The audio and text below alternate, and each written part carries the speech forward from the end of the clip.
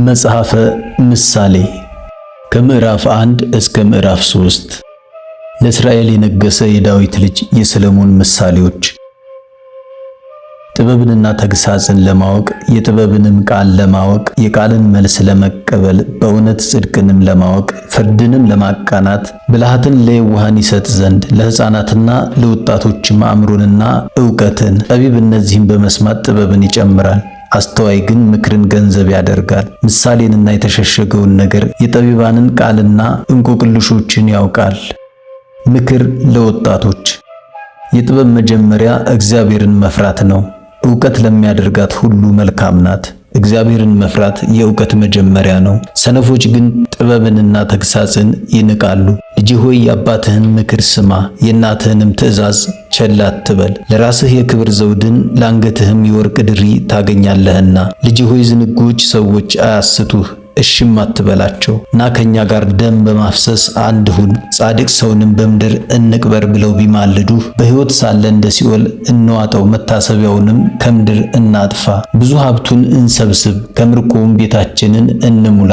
ዕጣህን ከኛ ጋር ጣል፣ ለሁላችንም አንድ ከረጢትና አንድ አቁማዳ ይሆንልን ቢሉ ልጄ ሆይ ከእነርሱ ጋር በመንገድ አትሂድ፣ ከጎዳናቸውም እግርህን ፈቀቅ አድርግ። እግሮቻቸው ወደ ክፋት ይሮጣሉና ደም ለማፍሰስም ይፈጥናሉና ወጥመድን ለወፎች በከንቱ ለሚያጠምዱ አይደለምና። መግደልን የለመዱ እነርሱ ክፋትን ለራሳቸው ይሰበስባሉ። የኃጢአተኞች ሰዎች አወዳደቃቸው ክፉ ነው። ይህ መንገድ ኃጢአትን የሚፈጽሙ ሁሉ ነው። ቅሚያ ነፍሳቸውን ታጠፋለች። የጥበብ ጥሪ። ጥበብ በጎዳና ትመሰገናለች፣ በአደባባይም ድምጿን ትሰጣለች። በግንብ ድምድማት ትሰብካለች፣ በኃያላን በሮች ታገለግላለች። በከተማ በሮች በድፍረት እንዲህ ትላለች፣ ይህን ያህል ዘመን የዋሃን ጽድቅን ሲከተሉ አያፍሩም። ሰነፎች እስከ መቼ ድረስ ስህተትን ትወዳላችሁ? ሰነፎች ስድብን የሚወዱ ናቸው። ሰነፎችም ሆነው ዕውቀትን ጠሉ፣ ለሚዘልፏቸው የተመቹ ሆኑ።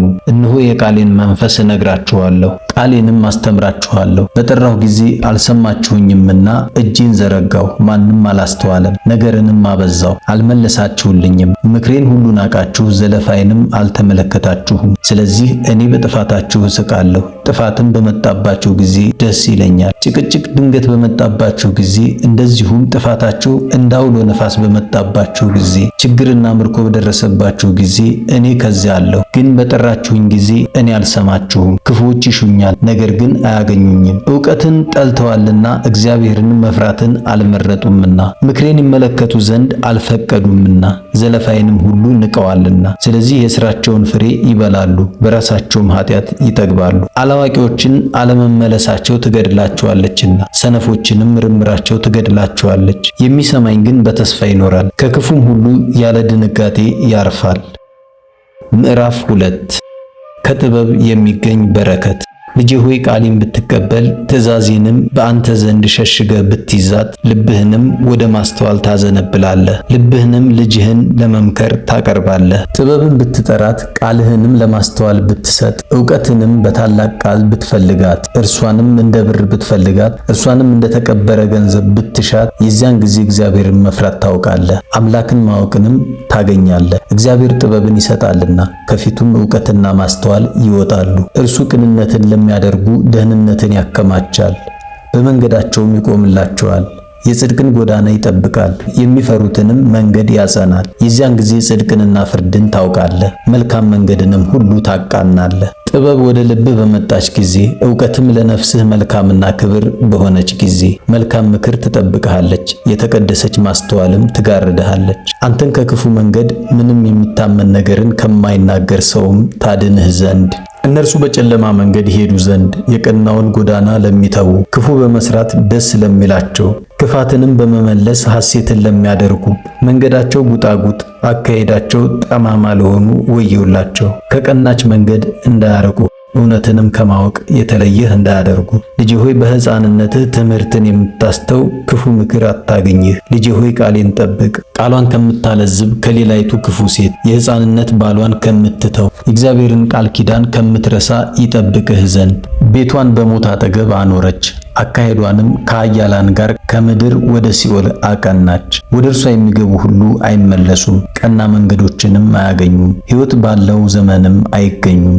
ቀና መንገዶችን ቢሄዱ ለስላሳ የጽድቅ መንገዶችን ባገኙ ነበር። ደጋግ ሰዎች በምድር ላይ ይቀመጣሉ፣ ጻድቃንም በእርሷ ይኖራሉ። የክፉዎች መንገዶች ከምድር ላይ ይጠፋሉ፣ አመፀኞችም ከእርሷ ይሰደዳሉ።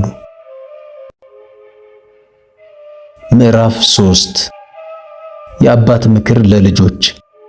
ልጄ ሆይ ሕጎቼን አትርሳ፣ ልብህም ትእዛዛቴን ይጠብቅ።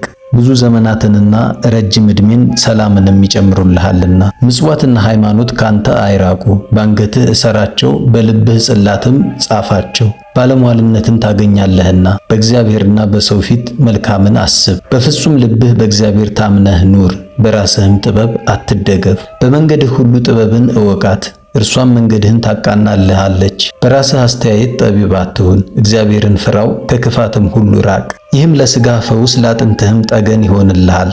እግዚአብሔርን በእውነት ባገኘኸው ሀብት አክብረው፣ ከእውነተኛ ፍሬህም ሁሉ ቀዳማይቱን አግባለት። ጎተራህም እህልን ይሞላል፣ የወይን መጥመቂያህም ወይን ይሞላል።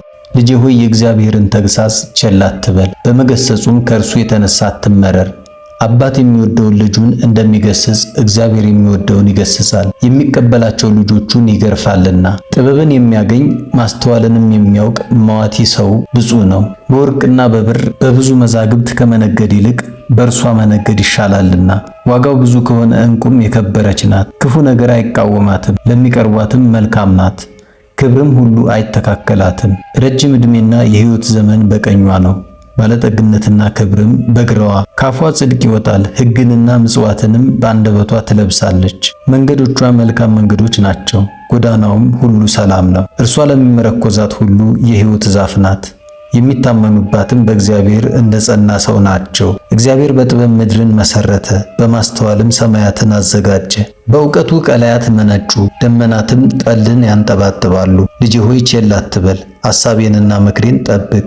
ነፍስህ ትድን ዘንድ ለአንገትህም ሞገስ ይሆንህ ዘንድ ለሥጋ ፈውስ ለአጥንትህም ጠገን ይሆንልሃል። በመንገድህም ሁሉ በመተማመን ትሄዳለህ፣ እግሮችህም አይሰነካከሉም። በተቀመጥህም ጊዜ አትፈራም፣ ብትተኛም መልካም እንቅልፍ ትተኛለህ።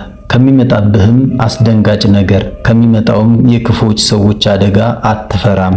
እግዚአብሔር በመንገድህ ሁሉ ይኖራልና እግሮችህም እንዳይነዋወጡ ያቆማቸዋልና። ለተቸገረው ሰው በጎ ነገር ማድረግን ቸል አትበል፣ በእጅህ ያለውን ያህል እርዳው። በጎ ነገርን ማድረግ ሲቻልህ ወዳጅህን ሂድና ተመለስ፣ ነገ እሰጥሃለሁ አትበለው፣ ነገ የምትወልደውን አታውቅምና።